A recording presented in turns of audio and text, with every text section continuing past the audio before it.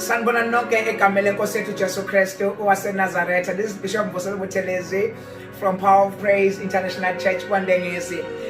Thank you so much to once meet again La Studio Setu in our studio 915, whereby we share the word of God, and I believe that amazwi azobehla namhlanje empilweni yakho are the words of wisdom, whereby they're going to sustain you in this kind of pandemic that we are going through. Once again, we'd like to say thank you to our followers, thank you to our viewers, thank you to everyone who's been commenting, people who are liking our page, people who have been even supporting us financially, prayer. We'd like to say thank you so much. May bless you abundantly. May God extend your territories. May God enlarge and illustrate your territories, and may God elevate your life into a next wonderful standard of life. Thank you so much. Today I just want to share with you, Bazalwane, just a word of wisdom. I believe so. There's a book of Izihlabelo, Songs of Solomon, chapter number 8, verse number 8. Chapter number 8, verse number 8. Fundeka kanjena. Sinodadewethu omncane nganawo amabele. Siyakwenza njani ngodadewethu ecelwa na. Let me just read again. Sinodadewethu omncane nganawo amabele, siyakwenza njani ngodadewethu ecelwa na. Father, we bless izwi lakho. Father, we bless the message is going to be prevailed in this place. Father, we bless even those people who are watching us in the mighty name of Jesus. We say thank you, Lord. Give us strength and give us power, for we know that you will never leave us. Yes, you will never forsaken us. Siyakola ukuthi angeke uhambe nathi ibanga besiyashiya endleleni. In the mighty name of Jesus Christ, we bless you, Lord. Amen. Today, I just want to share something with you, Bazalwane. We're reading the book of God, the book of Israel. Sinodadewethu omncane, abafowabo labo were so concerned about udadewabo. Now, there's only thing engitholela when I was reading this book.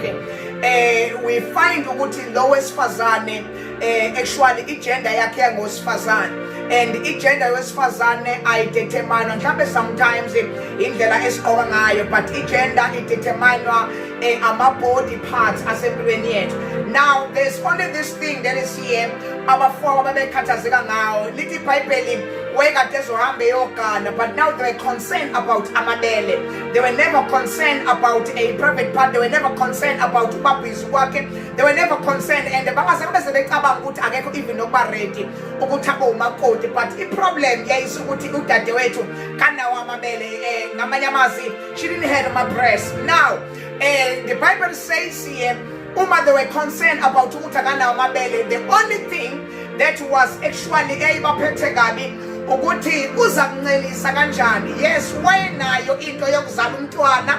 Yes, wayenayo into yokuthi umntwana ngene, and yes, wayenaso isibeletho, and mhlawumbe even iperiod yokubeletha yayiza kumfika abelethe kahle. But now the problem was the gift, ukuthi if i-gift ikaphuma uzawisustain kanjani na. Let me tell you, Bazalwane, ukuthi sometimes sinawo ama-gift, sometimes we have our blessings, sometimes God is blessing us in and out, sometimes God is blessing us lele sivuka, but the problem is that we don't have strength and power to sustain the gift, because amabele ayikademelele ukuthi umntwana ezalwa uzakwazi ukuthi umntwana amncelise. Now ngifuna ukukhuluma nebandla namhlanje, ngifuna ukukhuluma nabantu abaneziphiwo namhlanje, ngifuna ukukhuluma nabantu abafisa ukuba neziphiwo namhlanje, ngifuna ukukhuluma nabantu abafisa ukuba uNkulunkulu abagcobe ngesiphiwo esithile empilweni. Let me tell you, sometimes isiphiwo siyakuvulela indlela, isiphiwo siyakuphakamisa, but the problem ukuthi akhona yini amandla okusustain isiphiwo na. In our days, sandele abantu abafuna ukuba nemali, sandele abantu abafuna ukuba neimoto, sometimes sandele abantu abafuna ukuhamba ngezimoto ezibizayo. But the problem ukuthi uzokwazi yini ukusustain, uzokwazi yini ukuthi along the way uma sidinga izinto zokuthi iphile ukwazi ukuthi uyigcine. Let me tell you, abefundisi in our days baneziphiwo, but the problem abanawo amandla okugcina isiphiwo. Because let me tell you, ukuba lo wesifazane wamzala umntwana, igift umntwana yayizophinde iphelele ukuthi ibe yisoro, yayizophelela ukuthi ibe yipain, ngoba ukube Amabele awekho umntwana uzofa. So sometimes into esibulalayo asibulawa ukuthi sine-gift but sibulawa ukuthi asinawo amandla okugcina i-gift kithi. Into esibulalayo sibona abantu bagqoka into eyibizayo bese siyayifuna kanti asikwazi ukuyisustaina. Into esilimazayo sibona abantu badumile